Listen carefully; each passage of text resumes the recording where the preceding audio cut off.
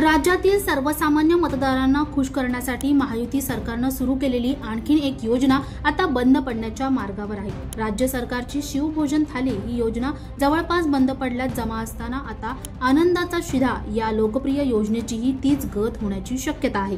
साधारण या योजनेचा खर्च हा 500 कोटी रुपये होता, तर सरासरी 1.6 कोटी याचे लाभार्थी होते। पण ही योजना नेमकी काय होती आपण पाहूयात। दसरा दिवाळी या उत्सवाच्या काळात रेशनच्या दुकानात आनंदाचा शिधा दिला जात होता।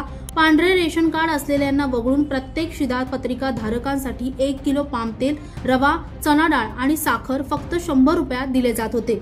ही योजना सुरू झाल्यानंतर 1,72,00,000 शिधा पत्रिका धारकांनी योजनेचा लाभ घेतला होता। मात्र महायुती सरकार पुन्हा सत्तेत आल्यानंतर या योजनेच्या निधीला कात्री लावण्यात आली। असं सांगण्यात येत आहे की तिजोरीत खळखळाट असल्याने सरकारने काही योजनांना कात्री लावण्यास सुरुवात केली आहे। त्यामुळे यंदा दिवाळीत सर्वसामान्यांना मिळणारा आनंदाचा शिधा मिळणार नसल्याची चर्चा सुरू झाली आहे। आनंदाचा शिधा योजनेची घोषणा सर्वप्रथम 2022 मध्ये दिवाळीच्या तोंडावर करण्यात आली होती। केशरी रेशन कार्ड असलेल्या कुटुंबांना 100 रुपये सवलतीच्या दरात 4 पदार्थ देण्यात आले होते।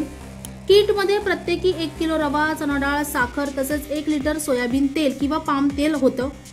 2023 मध्ये गुढीपाडवा आणि आंबेडकर जयंती, गणेशोत्सव, दिवाळीत या प्रकारचं किट वाटलं गेलं होतं।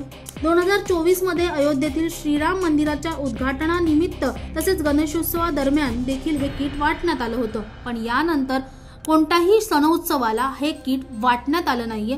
त्यामुळे आता आनंदाचा शिधा ही योजना बंद पडण्याच्या दारात असल्याची चर्चा सुरू झाली आहे। तुम्हाला या योजनेविषयी काय वाटतं आम्हाला कमेंटमध्ये नक्की कळवा आणि अशाच नवनवीन व्हिडिओसाठी नवशक्ती YouTube पेजला लाईक, शेअर आणि सबस्क्राईब करायला विसरू नका। धन्यवाद।